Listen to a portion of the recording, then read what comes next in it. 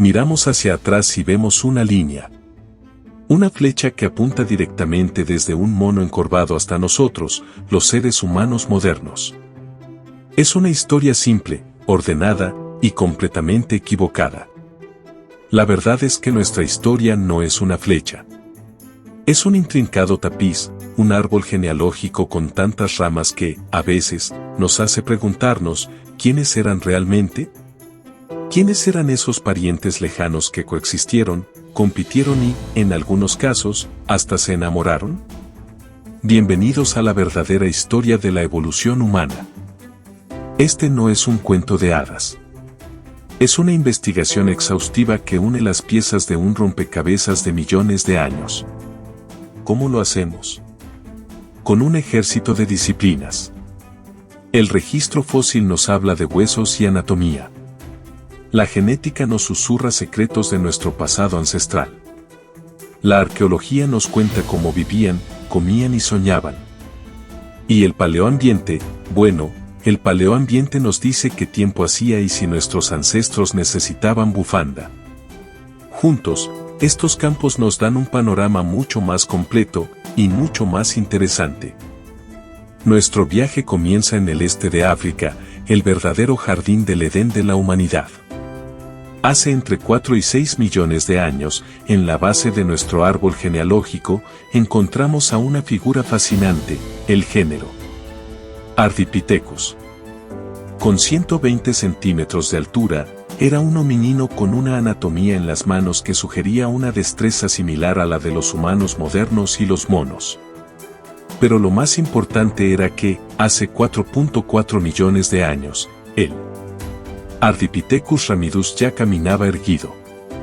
Sí, se levantó y dijo, se acabó esto de andar a 4 patas, el futuro está en ver por encima de la hierba. O algo parecido. De él, nació una estrella, el género Australopithecus. Un grupo exitoso y diverso que se hizo dueño de la sabana africana. Ellos fueron los primeros primates en hacer del bipedismo un hábito. Y de todos ellos, una mujer destaca por encima de todas. Lucy. Descubierta en 1974. El esqueleto parcial de una hembra de Australopithecus afarensis de 3.2 millones de años que se convirtió en un icono. Medía 1,10 metros, pero su esqueleto, con su pelvis y rodillas adaptadas, gritaba una cosa, yo caminaba erguida. Curiosamente, sus brazos eran más cortos que los de un chimpancé, lo que nos muestra que sus piernas empezaban a alargarse para este nuevo y espectacular arte de caminar. Pero Lucy no estaba sola. Encontramos a la primera familia, los restos de 13 individuos que vivieron y murieron juntos. Una ventana a sus vidas sociales. Y el bebé de Lucy, Selam, que nos mostró que, aunque ya caminaban erguidos, aún conservaban rasgos para la vida en los árboles. El bipedismo, amigos míos, no fue un interruptor que se encendió de la noche a la mañana. Fue un proceso de ensayo y error, un largo y accidentado camino. Y entonces, hace 2.5 millones de años, llegó el gran salto. La aparición del género Homo, una línea evolutiva definida por un rasgo principal, un cerebro más grande. El primero en la lista fue el Homo habilis. Con un cerebro notablemente mayor que el de sus predecesores, es la primera especie asociada a la fabricación de herramientas de piedra. Sencillas, sí, pero un avance monumental. Y luego vino Homo erectus. El primer gran explorador, el primer aventurero. Fue el primer hominino en atreverse a salir de África. Con piernas largas y una anatomía completamente adaptada para el bipedismo terrestre, era un caminante incansable. El niño de Turkana, su esqueleto casi completo, nos muestra un cuerpo esbelto y alto, diseñado para la resistencia y la dispersión. Homo erectus perfeccionó las herramientas con la tecnología achelense, las famosas hachas de mano simétricas. Y aquí viene lo interesante, es muy probable que ellos fueran los primeros en dominar el fuego. El control del fuego, una habilidad que cambió el juego para siempre. De África salieron para convertirse en los ancestros de otras especies fascinantes en Europa, como el Homo antecesor y Homo heidelbergensis. La evolución no es una colección de eventos aislados. Es una red compleja de causas y efectos. Hay dos hitos que nos definieron por completo, el bipedismo y la encefalización. ¿Cuál vino primero? ¿Y por qué? El bipedismo, caminar sobre dos piernas, es nuestra tarjeta de presentación evolutiva. Durante mucho tiempo, pensamos que evolucionó en la sabana para ver a los depredadores. Pero las nuevas investigaciones nos sugieren algo aún más sorprendente, tal vez el bipedismo nació en los árboles, como una forma de moverse por las ramas. Sea cual sea la causa, las consecuencias fueron profundas. Nuestra columna vertebral se curvó en forma de S, nuestra pelvis se acortó y nuestros pies perdieron su capacidad prensil. Dejaron de ser manos en el suelo para convertirse en lo que son ahora, la base de nuestro movimiento. Pero la consecuencia más importante de todas fue la liberación de las manos. Por fin, ya no estaban atadas a la locomoción. Ahora, podían manipular objetos, crear herramientas y desarrollar la pinza del pulgar. Y mientras nuestros pies y manos se especializaban, nuestro cerebro se volvía loco. Desde los 350 a 550 centímetros cúbicos de un Australopithecus hasta los 1300 a 1500 centímetros cúbicos de un Homo sapiens, nuestro cerebro triplicó su tamaño. Pero aquí viene el drama. Una pelvis que se adapta al bipedismo es estrecha. Un cerebro que crece tanto es grande. ¿El resultado? Un dilema evolutivo. Los bebés humanos empezaron a nacer con cerebros menos desarrollados. El crecimiento acelerado se produjo después del nacimiento. Esto prolongó la infancia, sí, lo que a veces nos hace preguntarnos si alguna vez crecimos del todo. Pero este largo periodo de aprendizaje fue crucial.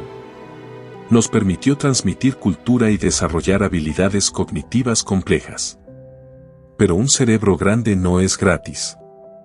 Consume el 20% de nuestra energía metabólica. ¿De dónde sacamos la gasolina para este motor tan potente? La respuesta, amigos, está en la cocina. El bipedismo nos dio las manos libres para crear herramientas de piedra. Esas herramientas nos ayudaron a cazar y procesar alimentos. Y el control del fuego para cocinar hizo que esa comida fuera mucho más nutritiva, digerible y deliciosa. Una dieta rica en proteínas y carbohidratos fue el combustible perfecto para un cerebro en constante crecimiento. Vaya, qué circuito de retroalimentación tan ingenioso. La biología nos puso en marcha, pero la cultura nos hizo humanos. Y nuestra cultura está escrita en piedra. La tecnología lítica, desde los simples choppers oldubayenses del Homo habilis hasta las elegantes y simétricas hachas de mano achelenses del Homo erectus, nos muestra una progresión en la capacidad cognitiva.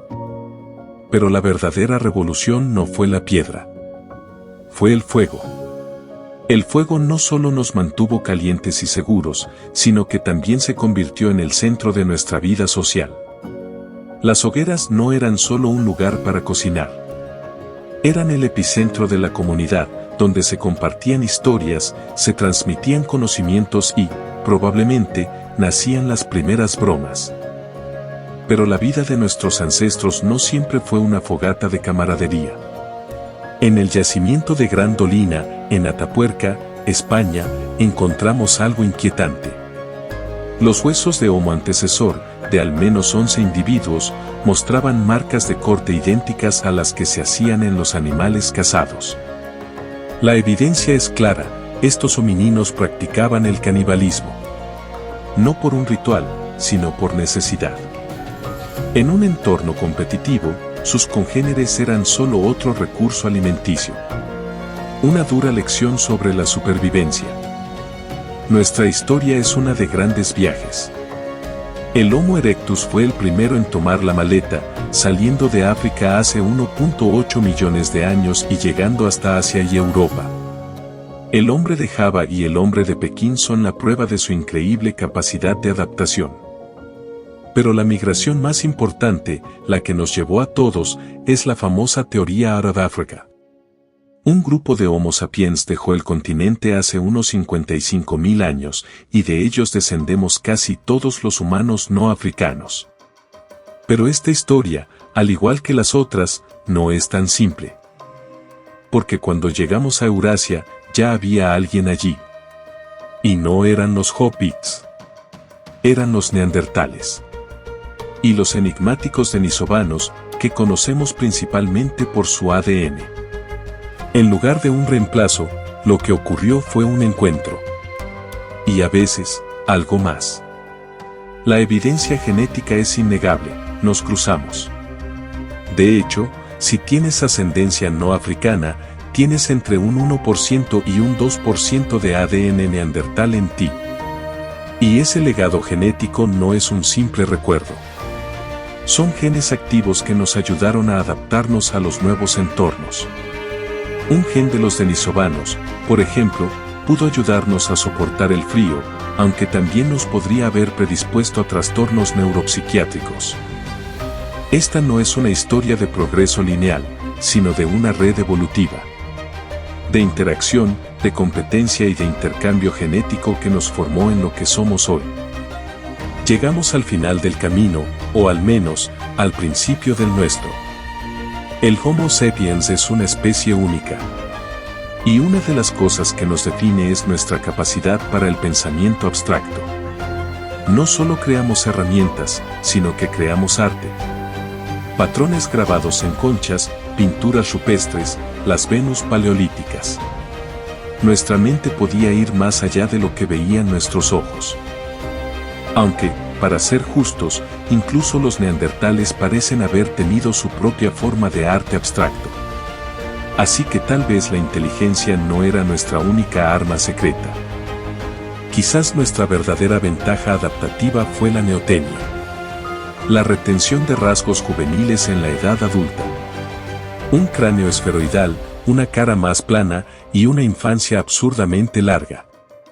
Mientras otras especies crecían deprisa, nosotros teníamos un periodo de aprendizaje prolongado que nos permitió asimilar la cultura, desarrollar la inteligencia y adaptarnos a una gama de entornos como ninguna otra especie.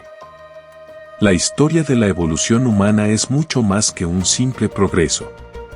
Es un proceso ramificado de ensayo y error, de interacciones y de adaptaciones sorprendentes. Fue el bipedismo, el fuego y la neotenia los que nos dieron la ventaja, pero fueron los viajes y los encuentros con otros homininos los que nos moldearon para siempre. Aún hay mucho que no sabemos. Pero con cada nuevo fósil, con cada nueva técnica, estamos un paso más cerca de entender quiénes somos. Y lo que está claro, es que la historia de la humanidad no es la de un solo héroe, sino la de un cast diverso, complejo y, en ocasiones, increíblemente extraño.